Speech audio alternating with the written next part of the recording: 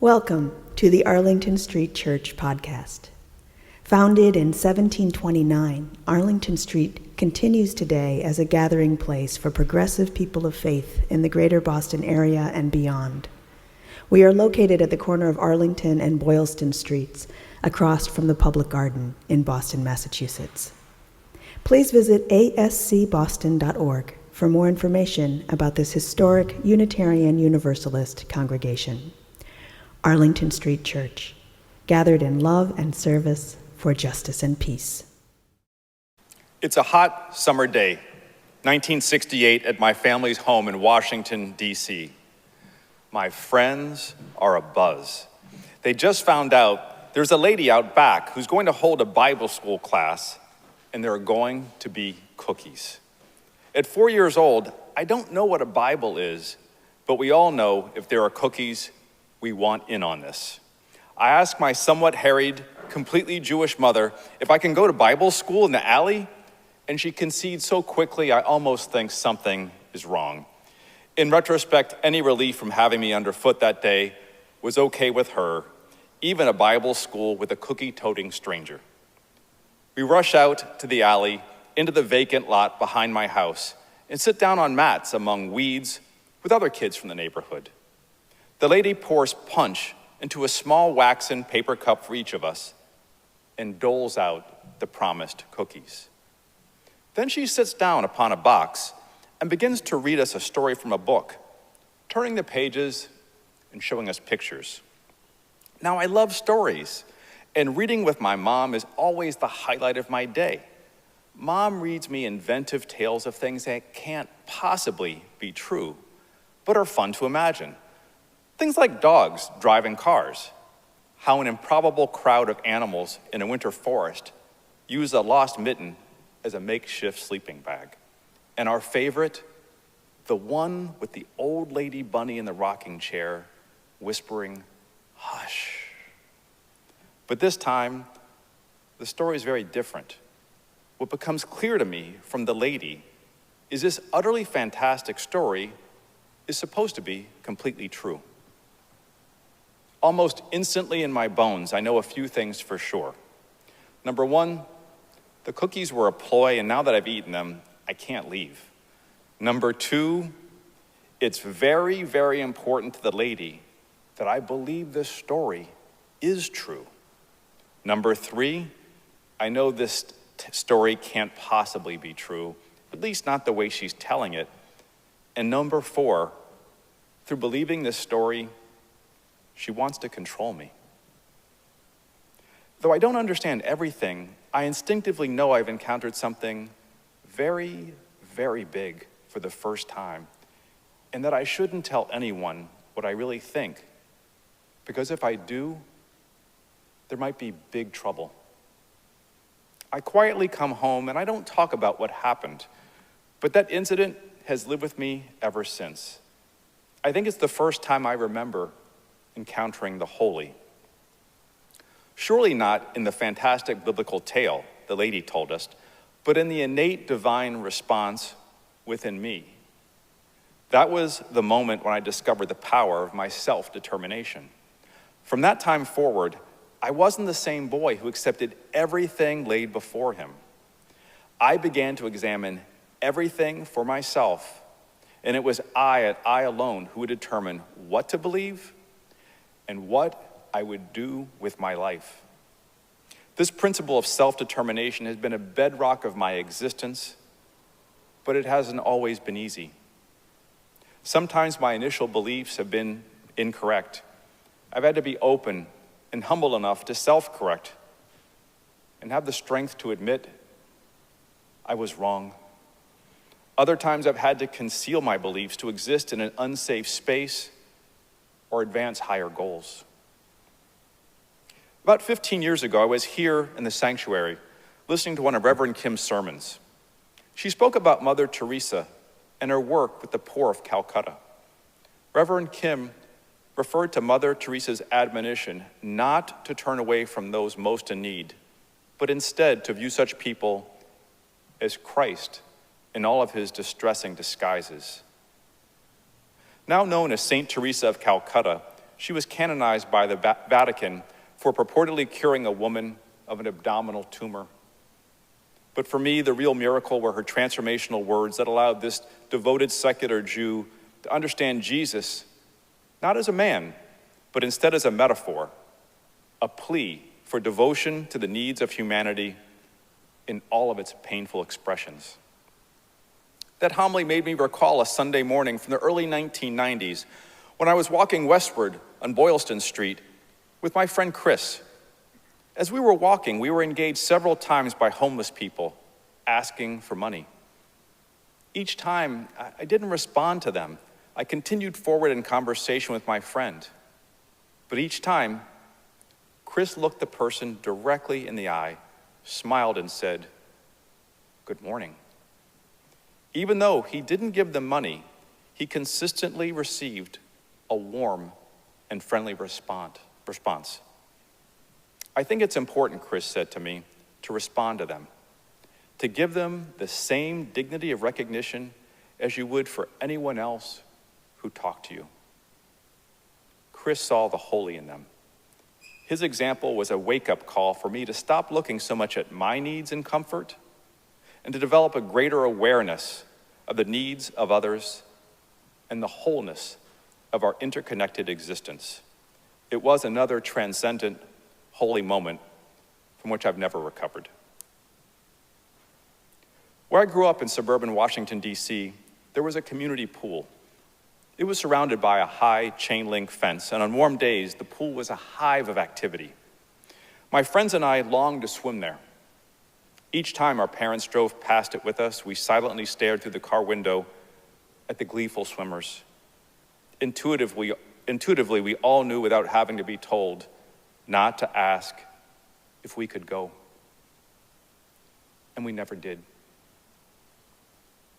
In the center of Montgomery, Alabama's Oak Park, there's a large, flat expanse of grass ringed by mature oak trees. Things are quiet there these days. The park has few visitors, but it wasn't always this way. 10 feet below the expanse of grass is the buried shell of what was once a large, dazzling swimming pool that could accommodate more than 1,000 people. Such elaborate pools were once commonplace across the U.S. Starting in the 1920s and expanded by WPA projects, by World War II, more than 2,000 such grand pools were built across the country. In pre-air-conditioned times, these places were the best way to beat the summer heat for everyone. Except, not everyone. You see, many of these pools were reserved for whites only.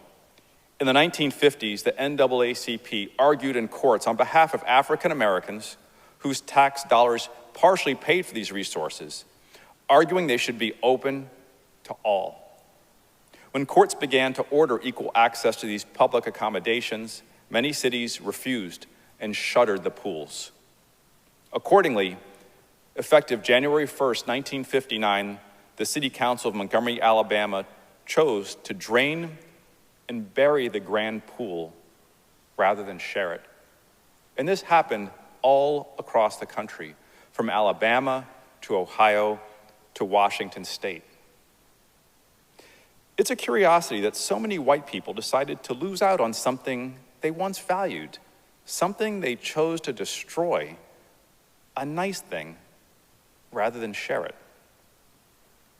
In her book, The Sum of Us, What Racism Costs Everyone and How We Can Prosper Together, Heather McGhee, a researcher and policy expert, recounts such historic events and asks the haunting question, why can't we have nice things?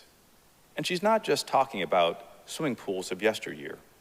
She's referring to high-quality, well-funded public schools, safe and reliable public transportation, health care for all, robust access to voting, and a safe water supply.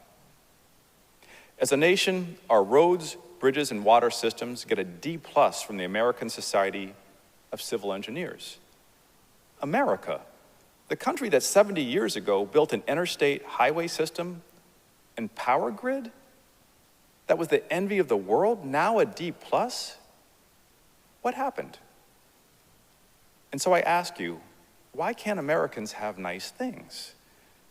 Ms. McGee posits the root of the problem is in part due to the notion of a zero-sum game mindset that many Americans have been sold.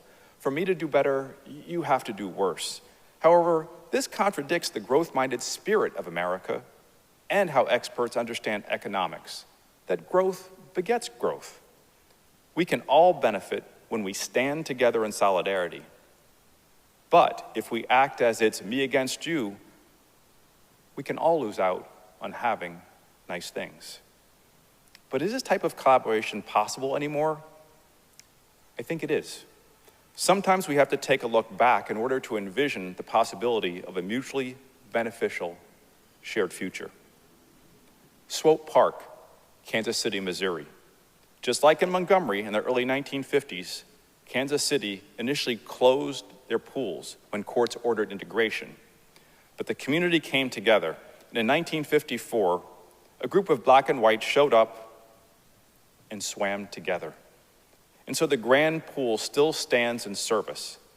Through self-determination and solidarity, these citizens bet on the collective, and their investment exists for the benefit of everyone today. Upon entering junior high school, an older friend told me I should join an afternoon program, the Ecology Club. The Ecology Club is cool, he told me. I wasn't, but I joined anyway. Mrs. Metz taught us about the interdependent web of life in which we lived. Another holy moment in my young life. We'd go out into local streams, testing water quality and noting the wildlife. Today I recycle almost as a spiritual discipline, drive a hybrid car, have installed solar panels on my home, and during the pandemic, installed 3 beehives. All of this because of what this visionary teacher taught me almost 50 years ago. However, when I return home and drive past the streams that we once tested, they're all choked with tall grasses, barely flowing anymore. The fish, all gone. Phosphates in the runoff doomed them decades ago. So in 2015, when I first heard there was a problem with the water in Flint, Michigan, it got my attention. The city of Flint was in receivership, and as a maneuver to save money, the emergency manager and county officials changed the water supply from Lake Huron to the Flint River. They failed to apply corrosion inhibitors to the water, which resulted in lead from aging pipes leaching into the water supply, exposing nearly 100,000 residents to elevated lead levels. The citizens of Flint had a nice thing in their original safe water supply, but when the wholeness of their voices was removed from the conversation, it went away. My paternal great-grandmother's family is from Memphis, home of the blues. I long to go there and have a glimpse of what was once familiar to them. In 2021, across historically black Memphis neighborhoods, notes began to appear on front doors. A company building a petroleum pipeline was offering money for access to land. While some residents took the money, many others said no. In response, the company tried to sue residents on the basis of eminent domain, a right reserved for governments, not private businesses. Something you should know. Memphis is known for their good water. The water sits upon an enormous aquifer. Rainwater from thousands of years ago, before the time of man-made chemicals and pollutants, provides the residents some of the highest quality drinking water in the world. At 57 million gallons, it's enough to last over 1,000 years. That is, barring an accident like the rupture of a petroleum pipeline. You see, in a case like this, pollution originating on the dark side of town would have devastating effects for all of Memphis. The largely white environmental coalition Protect Our Aquifer had gotten little traction from their efforts in the press to stop the pipeline. The black citizens hadn't gotten any further, appealing to elected officials. At a public hearing, when the pipeline company was asked why they decided to locate the pipeline through historically black neighborhoods, they accidentally said the quiet part out loud, responding, They were taking the path of least resistance. That's all that was needed for a cataract of resistance to emerge from across all of Memphis. And once the entire city came together, the plans for the pipeline were abandoned. Acting alone, neither side succeeded. Together, they prevailed to protect the aquifer. This, my friends, is the solidarity dividend. It's November 5th, 1974, Seabrook, Maryland. If discovering my self-determination was my introduction to the holy, today is my baptism. My mother is the officiant, and I am consecrated in the most unlikely of places, my elementary school assembly room. It's election day, and my mother has brought me to this familiar space that has been transformed into our local polling station. The lunch tables have been folded aside and replaced by the magnificence of something I'd never seen before: voting booths.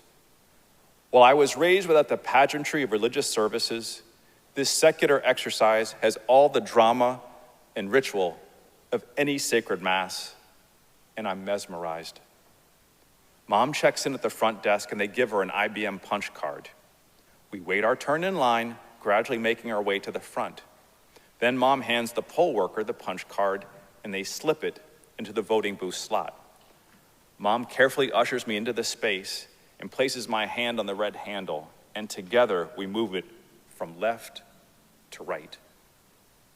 The curtains close and time stops for everyone but us. A light from above glows down upon complex columns of names. Mom leans over and whispers to me, "These are the names of the candidates. You pull the lever for the person you want to vote for like this. And this," she extends her index finger in awe, "this is the Democratic Party ticket. That's the one we want." She lifts me up, and together we extend our fingers, depress the lever, and almost magically the column of levers for the entire slate moves into place. "That's it," she says in a hushed voice, setting me down. Together we move the red handle from right to left, the curtains open, and we return to the world. As a person raised entirely in the secular world, this is one of the holiest moments of my life. My mother knew the importance of teaching me the sacred value of the vote. Mom knew our vote was our voice, and she intended to be heard. My parents were not trivial people. They paid attention and were well informed because their families had suffered profound cruelty in the years before as a consequence of the politics of fear, division, and greed. Because of politics, Mom's family suffered under the anti-Semitic conflagrations that swept through the Pale of Settlement in Eastern Europe at the turn of the last century. They lost homes, businesses, communities, rivers, and continents, but found their safety and destiny in Toronto, Detroit, and Pittsburgh, where the family struggled and flourished. Because of politics, my father's family suffered under 400 years of slavery, 100 years of the scourge known as Jim Crow. He served in World War II in the Pacific Theater and told me of the proud day his ship returned home, sailing beneath the majesty of the Golden Gate Bridge. The men standing on the ship's deck with tears unashamedly streaming down their faces. It was so good to be home again. You'd be hard-pressed to find someone more patriotic than my dad, but when he returned to civilian life, he didn't enjoy equity in housing, employment, or higher education, and it would be another 22 years before he could vote in a presidential election. My parents knew at a gut level the importance of needing to be aware, and they were determined to impress upon us the need to be active and informed participants in the shared communal gift of American democracy. For me, voting is the crown jewel of nice things. Not that long ago in Florida, the right to vote was permanently lost by anyone convicted of a felony, known as felony disenfranchisement. Neil Volz is a conservative former congressional staffer who participated in the high-profile 2006 Abramoff scandal. After pleading guilty to criminal conspiracy and fulfilling his sentence, Neil found employment difficult to find. Transformed by the experience, but still conservative, he worked the night shift as a janitor and volunteered for organizations that embraced the culture of second chances. And by chance, he met Desmond Meade, an attorney whose goal was to dismantle felony disenfranchisement.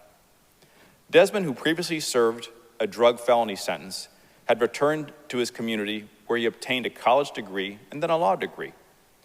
Desmond, now a MacArthur Genius Award winner, was the progressive founder of the Florida Rights Restoration Coalition.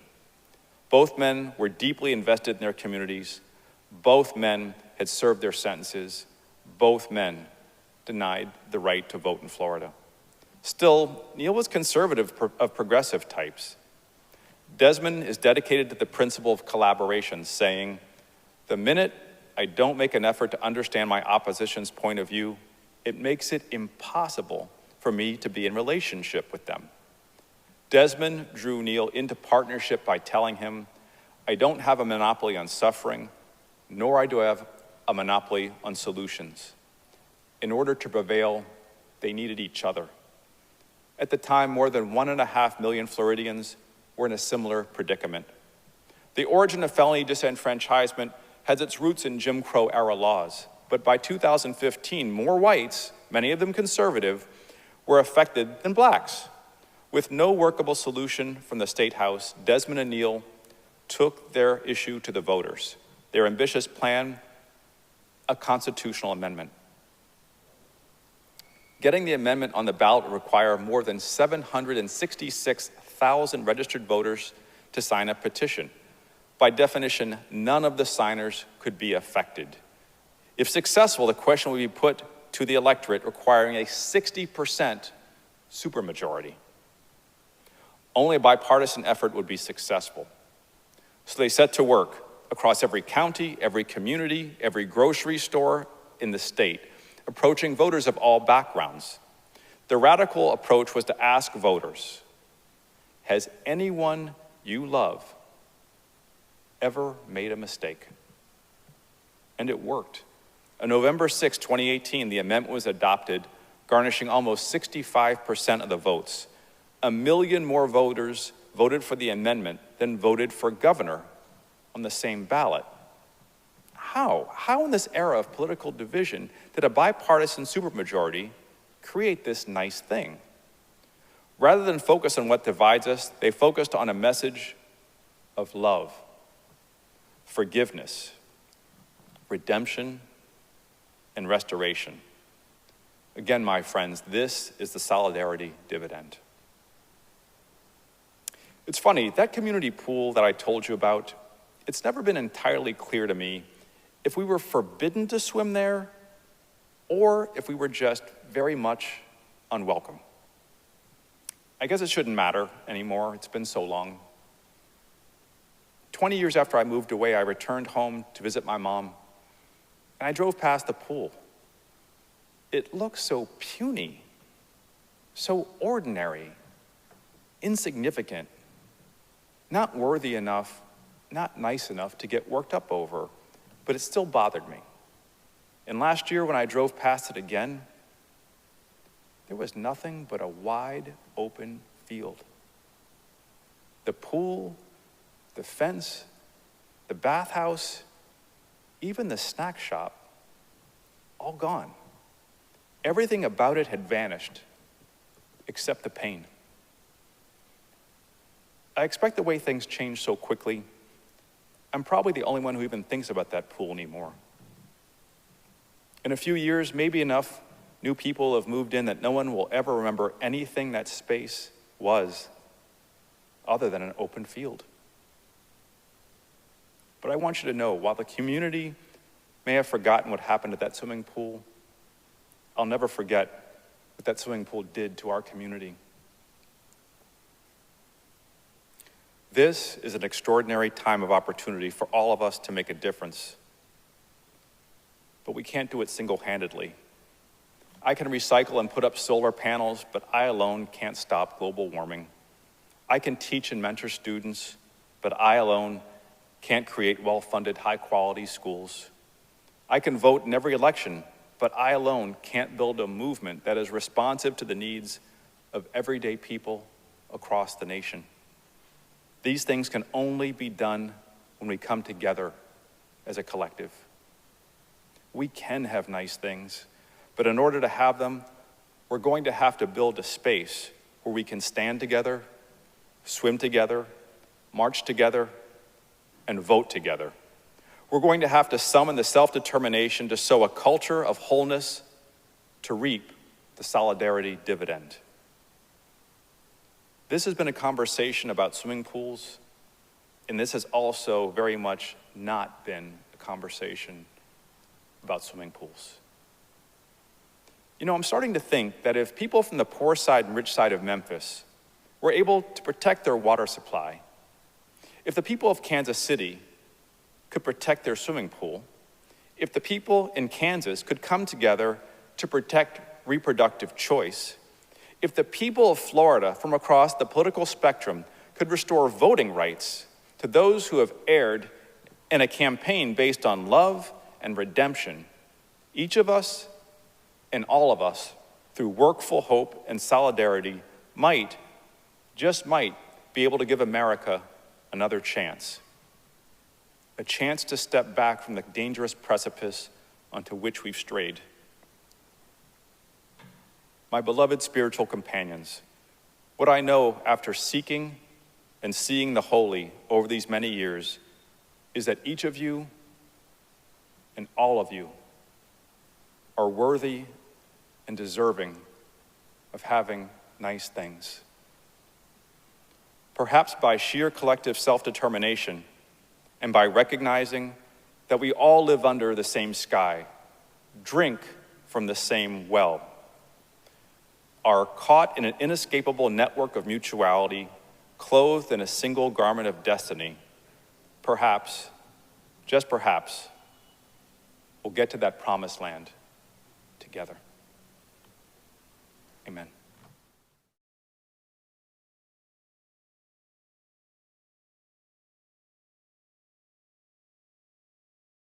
And now for our benediction, I invite you to put your hands over your heart in namaste. I bow to the divine in you. Today we end with the words from Martin Luther King's letter from a Birmingham jail. Injustice anywhere is a threat to justice everywhere. We are caught in an inescapable network of mutuality, tied in a single garment of destiny. Whatever affects one directly affects all indirectly. My beloved spiritual companions, when we find the power and grace to stand together, to march together, to vote together, and swim in the great river of life together, then we shall truly all be free. Let us keep this faith, beloveds, and pass it on. The service begins when this service ends. Bless your hearts.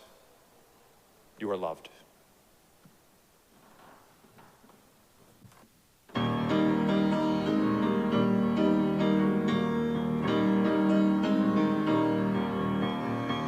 Where you go, I will go, beloved. Where you go, I will go. Where you go, I will go, beloved. Where you go, I will go. For your people are my people. Your people are mine. Your people are my people. Your divine, my divine. Where you go, I will go, beloved. Where you go, I will go. Where you go, I will go, beloved. Where you go, I will go. For your people are my people. Your people are mine. Your people are my people. Your divine, my divine.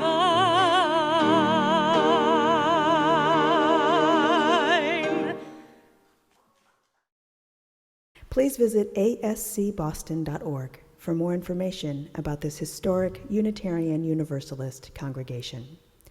Arlington Street Church, gathered in love and service for justice and peace.